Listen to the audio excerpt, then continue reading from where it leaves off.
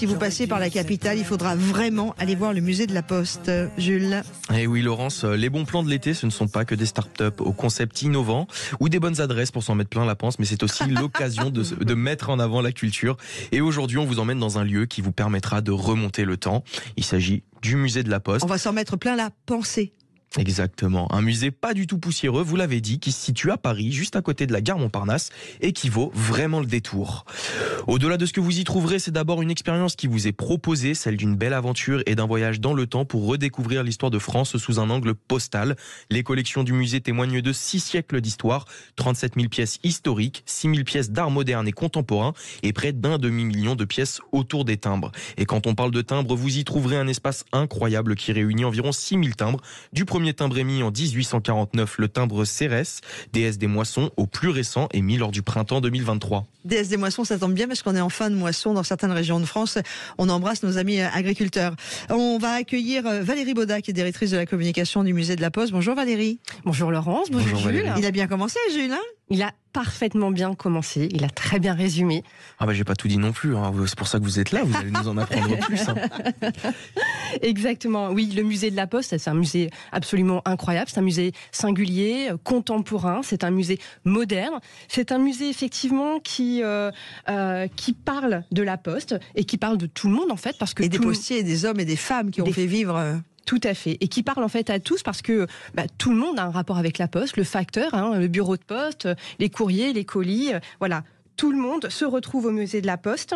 Donc c'est un musée en fait qui propose des visites guidées, qui propose des visites en famille, qui propose des ateliers. Et puis aussi c'est un musée pour ceux qui ne sont pas d'habitués au musée. Vous pouvez le découvrir à travers, par exemple, une enquête sur smartphone dans le musée. Voilà. Alors on va décrire tout ça en détail. Mais il existe depuis combien de temps, le musée ? Alors, le musée de la Poste, en fait, il existe depuis 1946. Et il est installé donc auprès de la gare Montparnasse depuis 1973.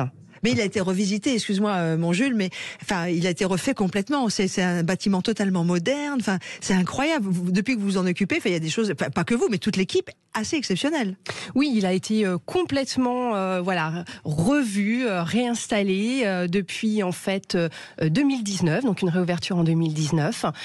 Après évidemment nous avons connu cette période de Covid, mais de nouveau il est ouvert et puis il offre des expositions, donc une très belle exposition donc permanente, on l'a dit, qui exprime toute l'évolution de la société à travers le patrimoine postal.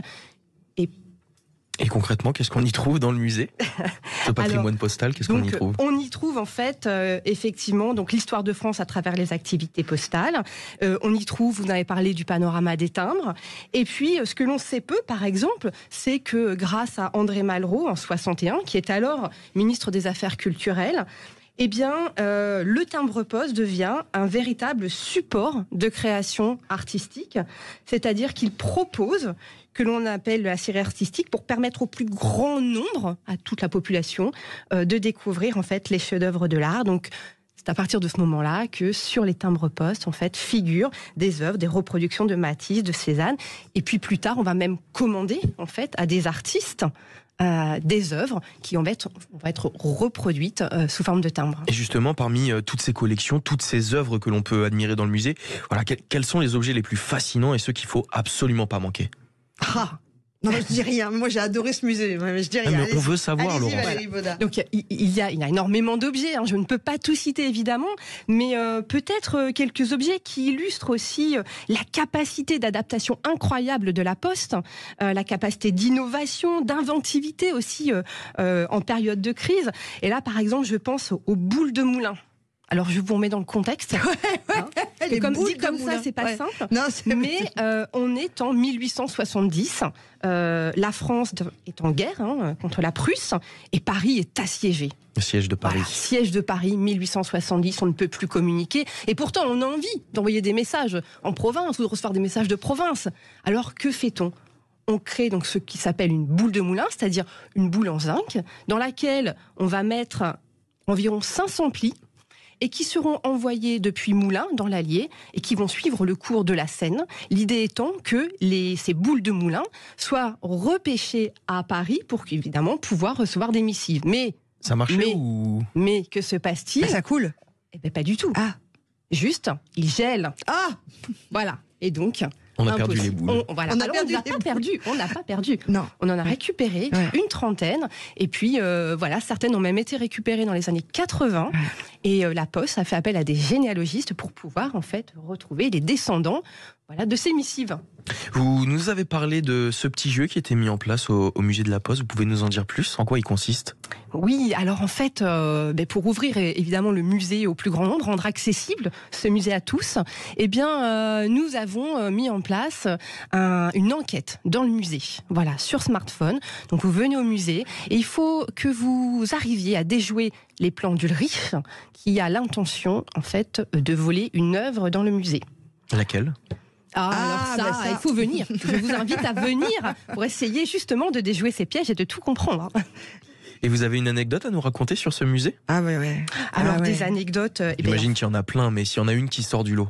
Alors des anecdotes, en fait... C'est bien près du micro, Valérie, si vous le voulez bien. Donc des anecdotes, en fait, c'est à travers les objets aussi. Ouais. Est-ce que vous connaissez le conte du petit poucet? Absolument. Voilà, l'ogre avec ses bottes de 7 lieues. Est-ce que vous saviez que, en fait, les bottes de 7 lieues ont été inspirées par les bottes de postillon qui sont au musée de la Poste? Et qu'est-ce que c'est que les bottes de postillon? Les bottes de postillon, en fait, le postillon, c'est celui qui, au XVe siècle, transportait les courriers. Et les bottes de postillon, en fait, sont des énormes bottes, 3 kilos chacune, en cuir armé. Voilà, qui étaient posées en fait sur le cheval, il ne marchait pas avec. C'est-à-dire qu'ils étaient accrochés à la selle en fait. Exactement. C'était des grosses selles aussi, c'était pas. Voilà, tout à fait. Et en fait, ces bottes protégeaient le postillon en cas de chute. Et voilà. Et donc, ces bottes ont totalement inspiré Charles Perrault. Et il faut imaginer qu'elle monte jusqu'aux genoux. C'est-à-dire que quand vous allez au musée de la Poste, enfin excusez-moi, mais je voudrais partager ce bonheur d'avoir découvert ça. Vous voyez donc qu'il y a des reconstitutions de ces femmes. Vous en avez d'ailleurs trouvé des vraies bottes de postillon. Elles sont énormes. C'est-à-dire que vous imaginez un homme, ça va du pied au genou. C'est énorme. C'est des grosses bottes. Ça fait penser aux bottes de 7 lieues vraiment. C'est très très lourd. C'est incroyable, on se demandait comment il devait se blesser avec ces trucs-là quand ça galopait ou tout. Enfin, c'était incroyable cette période-là. Voilà, incroyable et surtout, voilà, ça inspire en fait. On voit bien que ça inspire les contes. Donc la Poste est inspirante.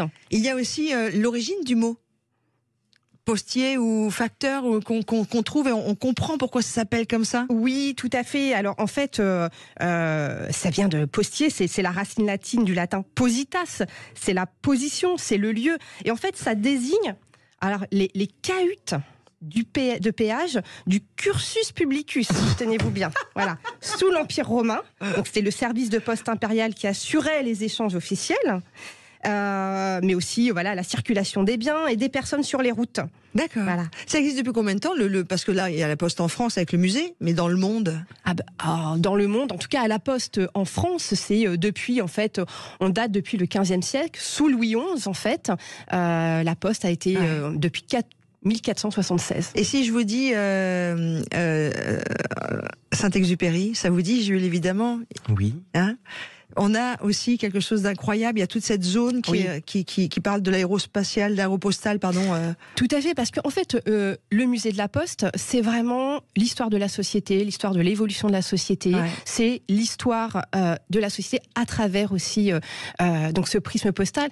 C'est l'évolution technologique. Donc c'est depuis la Poste aux chevaux, où on transporte les messages à cheval, jusqu'en passant par le rail, mais aussi jusqu'aux avions, avec l'incroyable aventure de l'aéropostale, avec les grands noms, Mermoz, etc. Syntex, etc. Et puis il y a plein d'objets. Moi, j'invite tous ceux qui écoutent Sud Radio, dès que vous passez sur Paris, allez voir ce musée parce que il est incroyable. Un dernier mot? Oui. Le musée, il est ouvert tous les jours? Alors plusieurs choses, voilà. Le musée est ouvert tous les jours, on va pas pouvoir. Voilà, mais le musée est ouvert tous les jours sauf le mardi de 11h à 18h. Il est gratuit les premiers dimanches du mois, donc le 2 décembre. Nous avons une très belle exposition en septembre, à partir du 6 septembre, sur la carte postale. Et d'ailleurs, jusqu'au 15 août, je vous invite tous à nous envoyer votre carte postale, qui illustre votre paradis. Donc l'exposition s'appelle Nouvelles du paradis et la carte postale de vacances.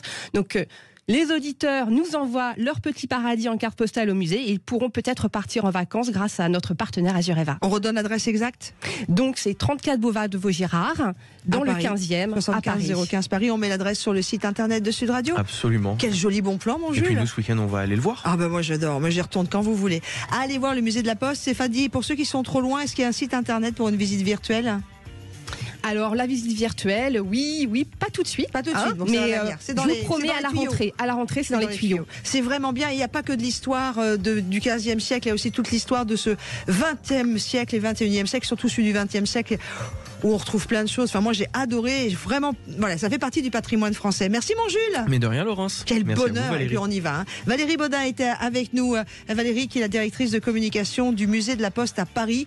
Toute notre histoire est également dans ce musée. Allons-y.